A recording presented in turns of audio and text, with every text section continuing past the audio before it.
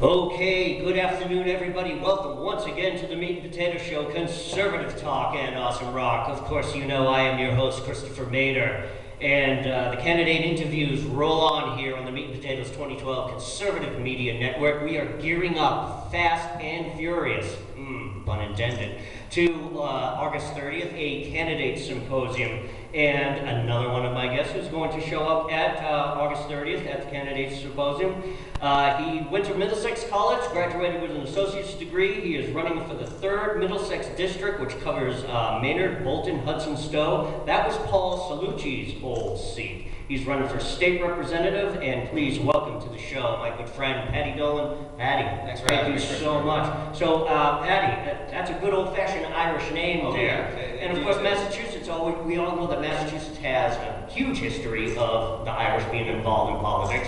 I don't know if there's anybody in your family that did that, but the first question is, what made you decide to go ahead and do this? Well, none of my family has ever served office that I know of. Really? No.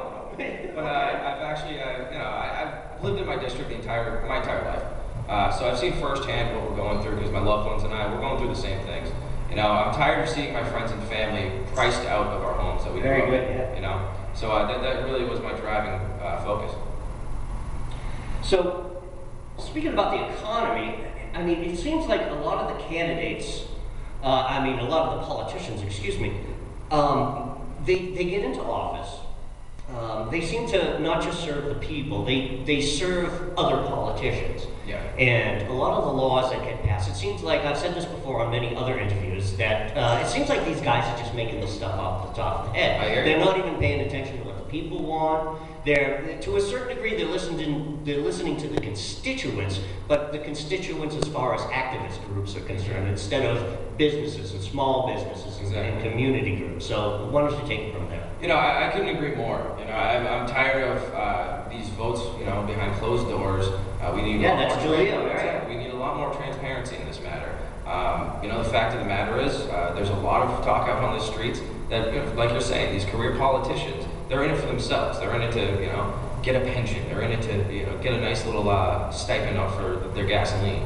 This isn't what it's about. To Beacon Hill. Yeah, I don't know about you, but my boss has never paid me to go to work. Yeah, really. And that's a nice little. If it was in the private sector, that'd be nice. But the fact that it's taxpayer funded, it's absurd. It really is. You see it. These folks that are in there for year after year after year. Their votes, they always stray from the original message, which really should be, that of a statesman. You need to represent your constituents. You need to actively go out and speak to those constituents, all the voters, all the non-voters, the people that you're representing. Sure. You need to get their general idea. You need to let them know what's being voted on. Who's standing in the way of this if they're for it. Why they might, why you need to get their opinion on the matter. Exactly. And that is a practice that I haven't seen my entire life in politics. You know that I've been doing these interviews for quite a while, and a lot of the candidates I talk to, and I've actually run into a small problem where I'm doing these interviews where I'm kind of running out of questions to ask the candidates because everyone's on the same page. We all know what the problems are. We all have different ideas and solutions. That's why I'm doing the symposium here. Again, not to debate and point fingers and blame and my idea is better than your ideas, but to get everybody together. Are you seeing that as you meet other candidates and meet people on the street? Are you getting a consensus from people that, yeah, we all know what the problems are, from not only Republicans, but Democrats themselves? Yeah, I really have. It's a great question. When you're going around knocking on doors, and you get a great opportunity to see people, where they're coming from. You knock on their door, they're going to be pretty straightforward with it. Sure. You're in there. That's the thing about being an American. Exactly. We don't mince words. You gotta love it. But it is, Democrat, Republican, Independent, anything on the outer wings of it. I really am seeing a general consensus that things have gone down the wrong path, and it's been going on for too long. I really get the feeling that people are tired of this, and they want good change, not change that was promised to them, in 2008. They want real change, and they want American change, not not socialism, not what Beacon Hill and Washington D.C. have been spewing out. And sometimes some of the candidates will say to me, it's like, well, I'm only running for state rep. I really can't control what goes on out of Washington. I actually somewhat disagree with that because when, we do have states' rights, obviously. Exactly. And so when a federal law comes down, it's up to the state to decide, well, are we going to do this? Are we not going to? Exactly. Are we going to adopt this? And so as yourself as a candidate, what are some of the things that you're going to look at that have been imposed on? I'm using that word, imposed, from the federal government. We're talking Obamacare, the militarization of our police, the Patriot Act. The Patriot Act, a lot of these things that are out there. Absolutely. I mean, it's up to the states, and a lot of states they said, oh sure, why not give us that federal money? But what do you feel? Well, all places to help. But if we're getting this federal money, why are our property taxes being increased every single year? Sure. Why is our state raising our taxes every single year? The fact of the matter is they're taking this federal money for their pet projects. The governor, he had a $9 million budget to renovate his office. Okay, he went over budget by $2.5 million. Yeah. There's schools that are underfunded right now. There's roads that are going unrepaired. We need to really think about increasing the local aid. I'm certainly going to look at that. In terms of restrictions from the federal government, I'm against the Patriot Act myself. That's what I'm talking about. It takes away our civil liberties. Yes. We have our Constitution and our Bill of Rights. They are just constantly overlooked. We really need to focus on returning the government based off the Constitution. Yeah, return to core values. Exactly. I think it's funny. Patrick Henry, he didn't even go to the Constitutional Convention. No. He did not want a part of it because he said it was far too much centralized power. Yeah. And now, folks are, it sounds like Bill Belichick with the whole Spygate thing. So, well, that's not how I interpreted the rules. That's not how they're interpreting the Constitution. Great. It's very clear. The Constitution, that is the most power the central government should have. I'm certainly going to focus on, going out door to door, election or not, win this or lose. We're going to be going around, and we are absolutely going to be focusing on returning people's principles towards the Constitution. Excellent. Let's talk about a little bit about the Patriot Act, some of the stuff, NDAA, especially Section 1021, 1022. I actually worked with a group here in Worcester, and I filmed Worcester City Council actually vote to uphold 1021 and 1022, those two sections in the NDAA, the current version of it. They always reappropriate it every year, and it always seems to, like everything else, I think it gets worse and worse and worse. It never gets better and better. But the various towns and cities around Worcester have all said, oh no, we're not going to adopt that. Do you see that not only do we have huge laws and mandates coming from the federal government, the state government is accepting it, but even the cities and towns, they just don't understand. And getting back to what we talked about the Constitution, they don't understand the importance when they hold up their hand and they take that oath. They don't understand that, do they? I would have to agree with you. It doesn't seem, with everything that's been passed, I would have to agree with you entirely that they don't understand the oath that they're giving. Do you think that's part of a lack of education, or just a lack of knowledge, or that they just don't care? It might even be that, they think they know better. It's old, it's outdated. We need to move on. Was it Sotomayor that was saying that we need to consider redrafting the Constitution? It's funny because she doesn't take the Constitution into consideration on many of her decisions. And it's so strange. I said earlier, these people make it up off the top of their heads, and I wrote in my blog. I had done a lot of research, and I thought to myself, I wonder if these people actually get together, they sit around at a table and they say, yeah, we're going to do this. And we know it's wrong, but this is what we want to do because either we're Democrats, or we're socialists, or communists, or whatever. And it just seems to be that current crop that's in there. And I'm just wondering if, and I wrote it all out in a multi-part expose, and I really did. I thought, this is the only reason it exists. This thing just doesn't happen organically or just sprout up out of the middle of nowhere. This is something that's been taking a long time. Again, I talked to one guy last night who was on the show, and he's got gray hair just like me, and he says, I've seen it, I remember it back in the 50s, we saw it back then, this slow, incremental, and now here we are today. You're a young guy. Yeah, 26. What would you like to see happen over the next few years as you get in, and even afterwards? Would you like to see this return, this peeling back of all that legend? Get us back to those. Of course, and I think I think the best way to go about making that happen, it's all great to talk about. The way to actually set that in stone is get a roll call with every single vote. Yeah. It is very important. A lot like we were talking about Speaker DeLeo. Yeah. He's the closed door speaker. A lot of folks, it's like pulling teeth to find these folks. And a lot of folks don't have the time out of their busy day. You got kids, you got a job, you got sometimes too. And here's the other thing. Yeah, it does.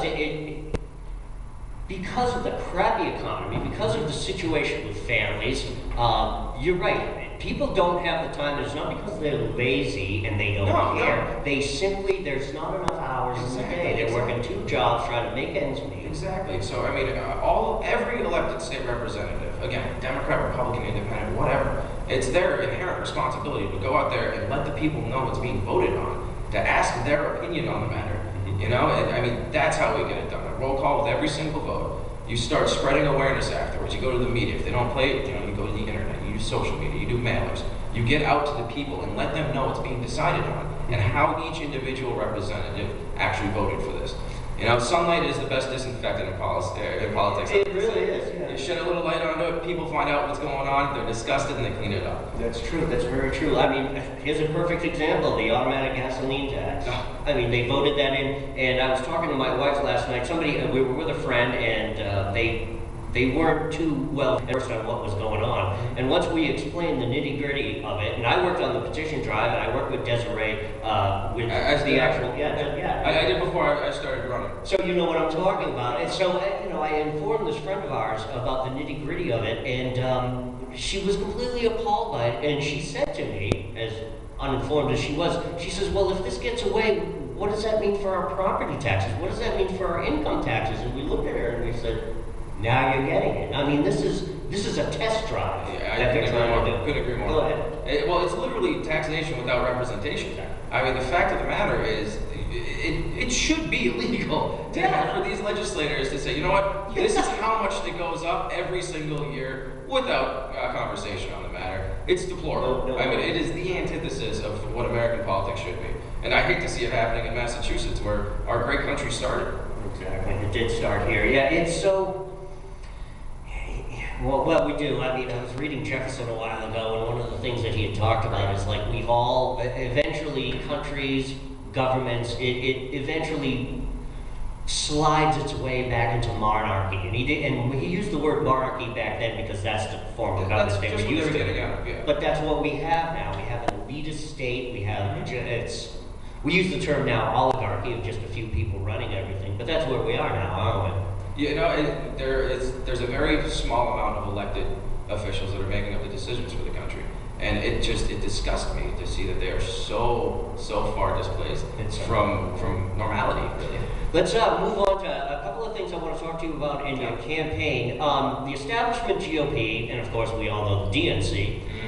They're all in league with the establishment media, corporate donors, and they always tend to pre-decide who the favorite candidate will be insofar as coverage of the campaigns. Financing, they always finance their favorite candidate. There's always somebody who's chosen. I've done these interviews since 2008. I always run into that. Who's the favorite? There's always the incumbent, which we know has a war machine, and then there's always the favorite child that the opposing party throws all their money at. So what are you hearing from GOP? What are you hearing as far as getting support from them? Or are you quite literally just trying to raise money in grassroots? What are you doing? We started off this campaign very early. We started off planning for December of last year. So we've been putting in the groundwork. We're an entire grassroots campaign, and our hard work is actually got us some favor with Mass GOP. They're certainly being a help to us. They have a victory office over in Chelmsford. Good for you. They've been very, very helpful with us. So, our hard work has certainly paid off. Good. And, now it's time to just double down, Do you think sometimes this money and this war chesting, it adds to the aloofness of an incumbent?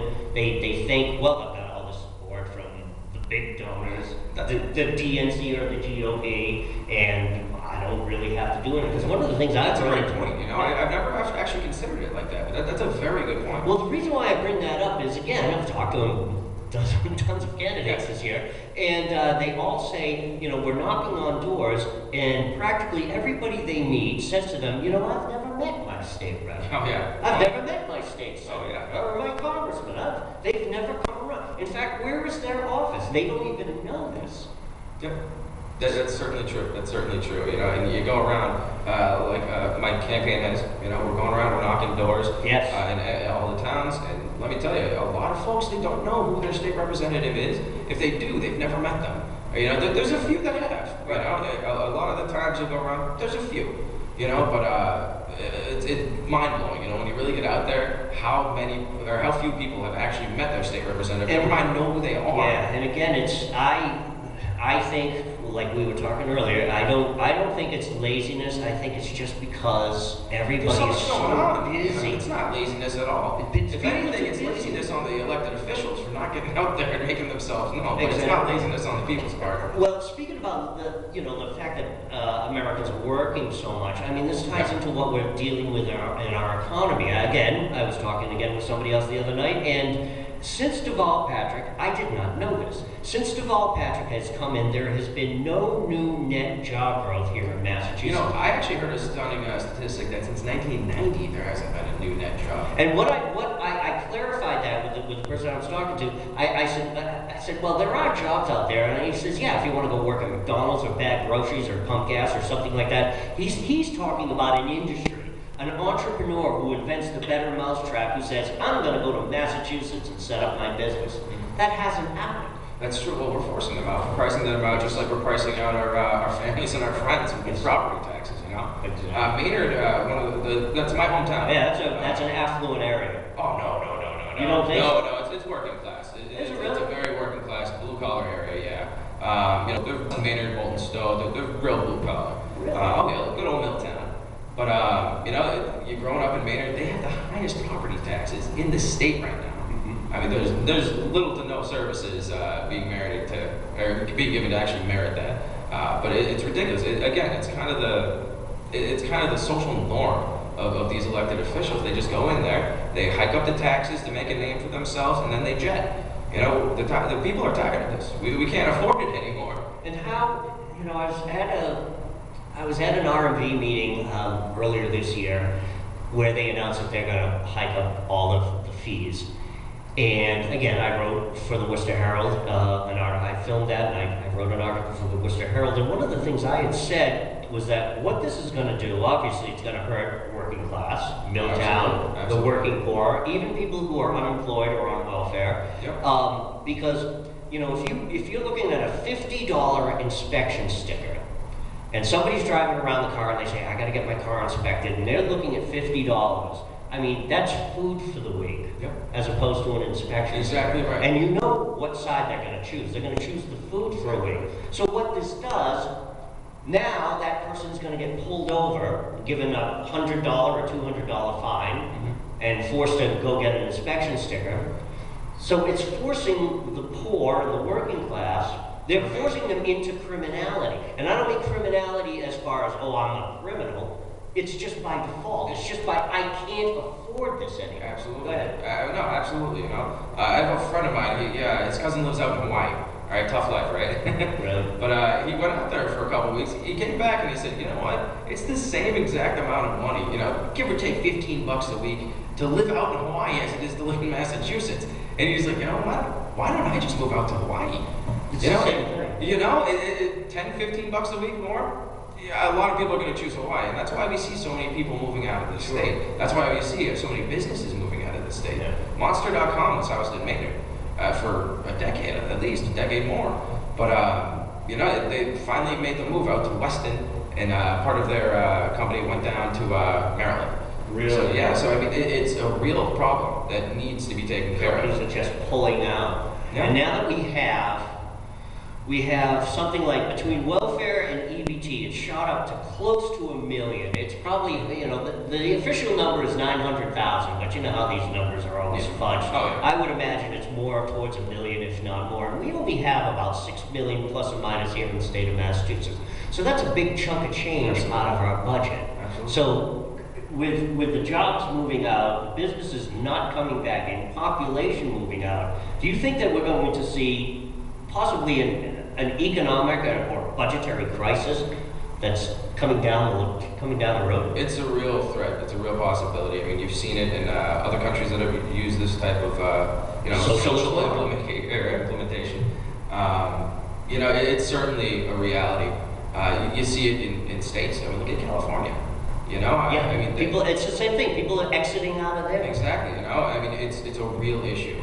And the thing that you hate to see is folks leaving a state. Let's say folks leaving out of California, move down to Texas. If they don't actually pay attention to what happened, what forced them to not be able to live there, what drove up the standard of living. If they take that down to another state with different political ideals over there, I mean, you see a lot of states changing. So I mean, this is certainly something that not just Massachusetts is facing, but a lot of the country as a whole. And it's so true, and it's such a failed policy. I have to say, socialism has the longest history of having the shortest history in history. I mean, it's always been around. It always somehow resurfaces, but it only lasts maybe a couple of decades when people realize this isn't working. Yeah. And hopefully we're at the end of that right now. Hopefully we are at the end of that, and this is true. Let's move on to the gun bill, House Bill 4376. DeLeo, of course, got up in front of the microphone after the Sandy Hook thing and was almost going to do what Connecticut has done, practically take everyone's guns away. But it seems like the bill has been watered down. Of course, Governor Patrick has signed it. How are you on Second Amendment? I'm a huge Second Amendment guy. It's the Bill of Rights, not the Bill of Privileges, in my opinion. I mean, that's just fact. It's not just my opinion. That's why the Constitution, especially the Bill of Rights, were written. It's a very, very fundamental principle in America. Why do you think people don't, specifically politicians and many people from the left and the socialists, why don't they understand this basic concept of our Constitution and the basic concept of these rights? I mean, they're not just words. They're not just things. People died to make these a reality. Those words a reality. We need to respect that. Every single troop, every single Army, Navy, Air Force, Coast Guard, they are taking. The Marines, of course, but they are taking an oath to protect and preserve the Constitution of the United States. We cannot let these people's sacrifices go in vain. When they come back, to not even give them the decency to practice our law, such as they defend it. It's disgusting. As for especially coming out, the left side or the left wing, they have to understand. I don't think that they are just so closed-minded that they don't understand. I think that they know better. That they think they know better is the real issue. And the fact of the matter is, again, it gets us to that elitist. Exactly right. And the fact of the matter is, like we were saying, our vets returning from overseas. I mean, they've seen some horrible things. And something that you don't want to see anybody go through. But they went out there and they sacrificed a lot. So we need to absolutely honor their sacrifice by practicing what is taught in the Constitution. Exactly. Very well said. Very well said. Speaking about, again, Second Amendment, militarization of our police forces. Of course, it was on display just after the Marathon bombing throughout Watertown. And what was more disturbing were the scenes of citizens opening their doors for unlawful searches and seizures. People were arrested without being charged for a crime and detained. And cities and towns now have military-grade vehicles. And of course, in Ferguson, we see the rioting on a massive scale. And I actually have to depart from my anti-militarization of the police. I mean, maybe that's where that has a purpose there, in riot control, that kind of thing. But given my last question on the Second Amendment of rights, where do we draw the line? Where do we draw the line on the use of force of the American police force? And is it necessary for a town like Southborough, or I don't know, pick any small town in Massachusetts, with like 1,000 people. Is it? Do they need an MRAP? I mean, what is the purpose? Geez, you guys, it's mind-boggling. Even if you don't know the answer, just tell us how you think. I think that every case like that should be a case-by-case instance. Sure. Everything is going to have its own variables. Everything is going to be its own special situation. But on the whole, I mean, we're spending a lot of money on militarizing police stations. Police forces, SWAT, you name it. I mean, isn't that what the National Guard was for? If the National Guard was actually, home, and not overseas, well said. That's right. We might not have to do this. We might just be able to go with the National So Guard. true. We could just call the National Guard to Ferguson and let them handle it. Put the National Guard on the border. Let them. That's what the National Guard. Hello, it's called the National Guard. Crazy to think. Crazy to think. Okay. Well, getting into some more of the agencies that are out of control. Let's look at DCF. Of course, we've buried Jeremiah Oliver. Justina Bellatier is finally, she was a de facto political prisoner throughout the whole thing. Why don't you take it from there? You know where I'm going with the questions. Just take it from there. What do you think about all that? That is just trampling on human rights right there, just right in front of you. This poor girl, she is going through hell with her disease, and the state of Massachusetts just came in. They complicated the situation. They held her prisoner. They didn't literally. Yeah, I mean, by definition, they held her prisoner. I use the term political prisoner. She was a political prisoner. And I mean, she couldn't see her family. I mean, I believe she didn't see her family on Easter. I believe it was. I might be confusing the name, but it was a holiday. Her mother family has to have supervised visits in the hospital. What are they going to do? What are they going to do? It's disgusting. Throw her out a window? It's disgusting, And she's saying things. She was making it be known. She was saying she was being hit. She was being struck in her bed. People were laughing at her, saying these awful things. I mean, I hear stories about what she was actually getting out and letting people know, and the family got in trouble for speaking with her. Yeah, the gag order that the judge. It's disgusting. Again, a violation of the First Amendment. Absolutely right. It's again, getting back to our Constitution, it's not just words, it's not just a thing, these are bedrock principles. Yes, this is a great example of why that bedrock principle was fought so hard to attain. I mean, this was never supposed to happen. It's not necessarily to say curse words in a movie or whatever. No, it's to look at an injustice that's going on and speak out about it. Exactly. Raise awareness. Make real change. Exactly.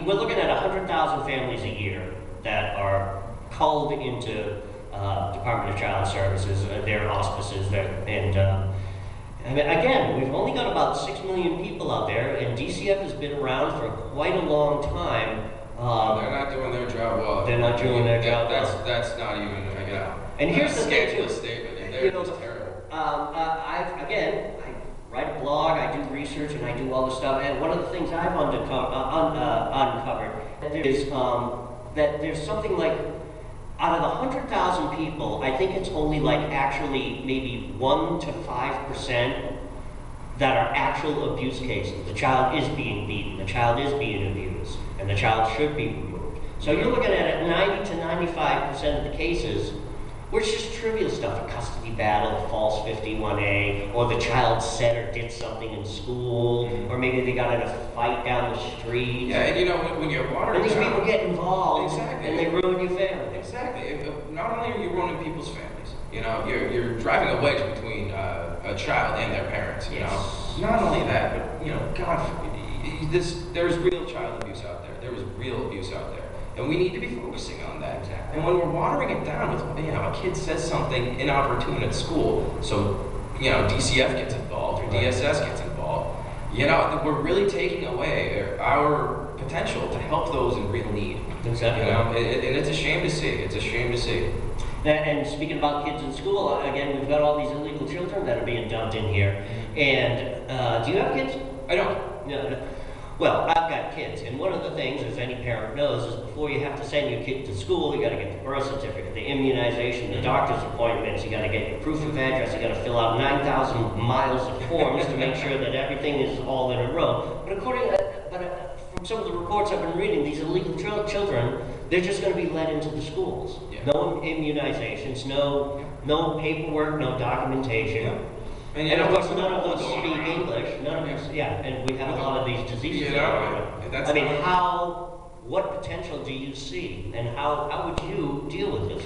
You know, it's a very, crummy situation. And these poor kids, they've gone through hell to get up here. But I mean, in a perfect world, that wouldn't be the case. Mm-hmm. You know, we're not living in a perfect world. And I mean, all these foreign citizens that are coming over here and trying to do it legally, doing it the right way, the American way, by the definition of our laws in place, it's just a slap in the face to anybody who's trying to do this legally, to just allow folks to come in undocumented. It's dangerous to not. It's dangerous and it's unfair. It's certainly unfair. It is certainly unfair. There's people standing in line, waiting their turn, waiting to take that oath, waiting to take that test. Exactly. And all of this. I mean, exactly. And I mean, the magnets that we have. People feel. Can you imagine that? I would be irate. Exactly. And I mean, I know a lot of folks that came here legally. They're first generation, second generation immigrants, and they're disgusted. Why did I have to go through all of this? It's a terrible principle to set, especially, welcoming somebody into this country. But by the way, you don't have to follow the laws. If you don't like it, you can just do what you want. We're probably going to take care of you anyway. Oh, and here's an EBT card. And here's the driver's license. It's just, we're not giving these folks what they need to succeed in the United States. And it's a shame, it's an absolute shame. Casinos. Again, case-by-case situation. I leave it up to the municipalities. If it's gonna if Springfield wants one, go ahead. Right. These are municipal decisions. Leave it up to the town or the city. The state wants to. It's almost like legalized mafia or mobsterism. They want to take something like 23% of the hit, as well as, of course, the property taxes and everything else that these businesses have to pay. And again, I do a lot of research, and looking at this, I was like, Jesus, you just might as well have Tony Soprano running this thing.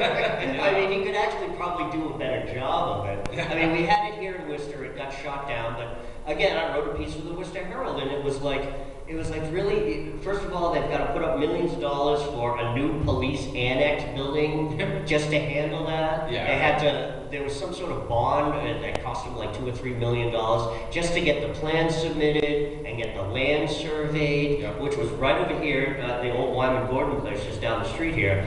Again, it would have been a great idea, put up a casino, use that land. Of course, the local businesses didn't want it, but I wasn't concentrating on that. I was looking at all the hurdles that the casino people had to go through just to get to the meetings, just to get the plans put down on the table. It's eye-opening. And we're doing this with businesses, too. Yeah. This is one of the... Well, no, that's exactly right. I mean, we're treating... It can be a one-man business. We're treating it with the same regulations as a casino almost, At least it seems like that to these business owners that I've been speaking to.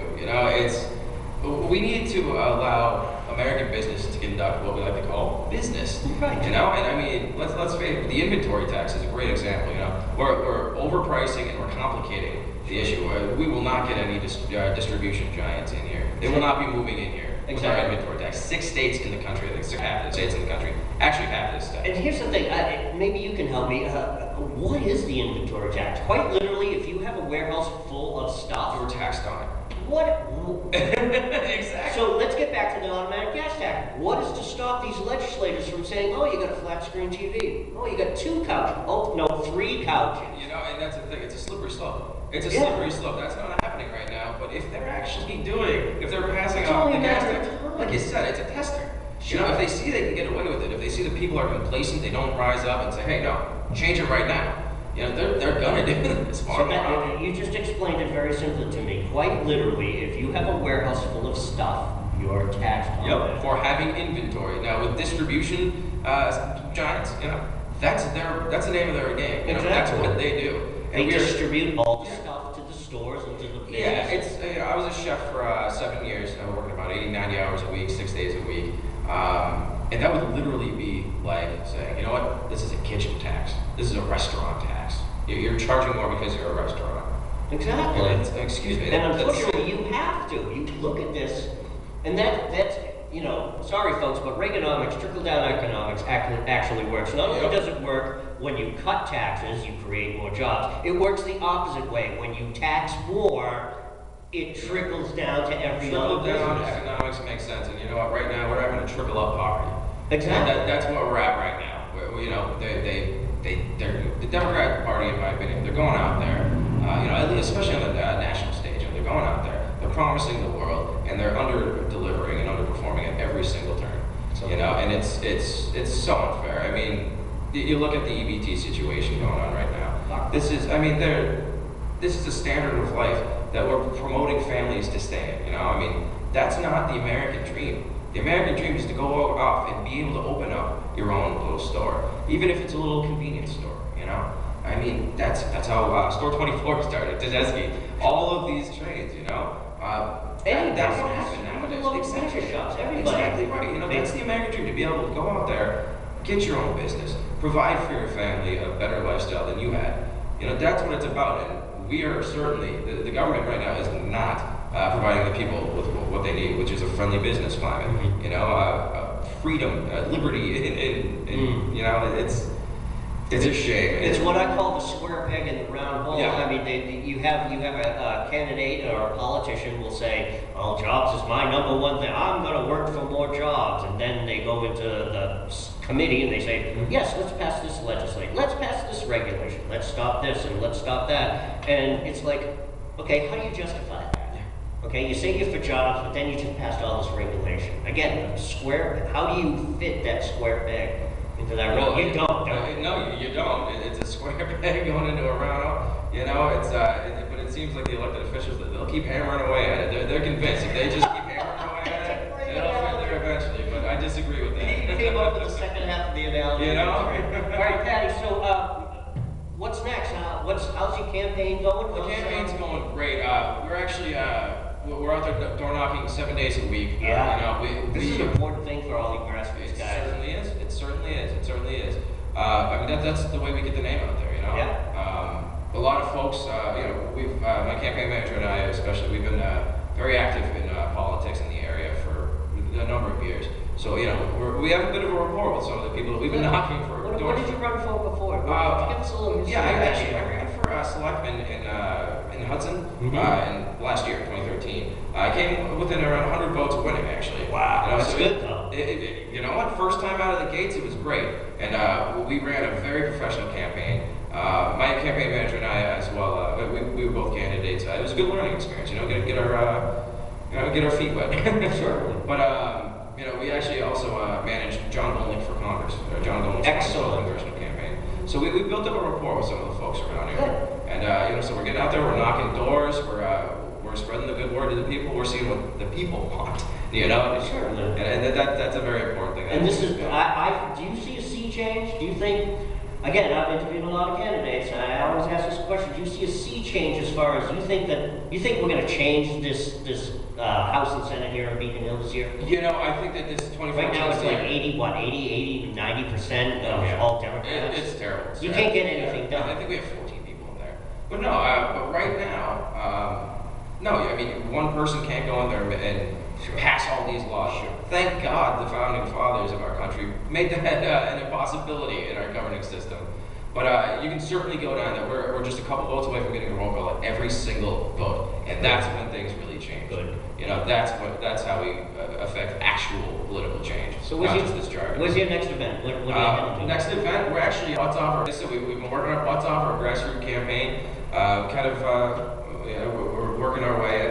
But Charlie Baker's actually going to be hosting a fundraiser with us. Let's see, it's 35 Solent Pond Road in Northborough. Oh, excellent! Yeah, what's it? Giuseppe's Grill? Yes, it is. Yeah, exactly I was right. there for one of Brad Willard's events. Fantastic. Charlie Baker was there. What date is that? That's actually Friday, August 29th. And And it's there we go. Yeah, but I'll be here. But What time is it? That's at 5:30 p.m. Oh, I gotta go to that. Absolutely, you're more than welcome. I gotta go to that. Yeah. Tell the masses. Exactly. Yeah, Giuseppe's Grill in Northborough, 35 Solomon. 35, yes. Yep, Giuseppe's Grill, 5:30. Great, Baker's gonna be there. Patty, thank you so much. Thank you so much, Chris. This has been a great time. I couldn't agree more. You're doing a great job with this, though. It's been exploding. I mean, I love it. So keep up the good work, and thanks for having us. And it's very good. Ladies and gentlemen, Paddy Dolan. 3rd Middlesex District, Maynard, Bolton, Hudson, Stowe, also Lucci's old seat. That's right. Thank you. Thank you.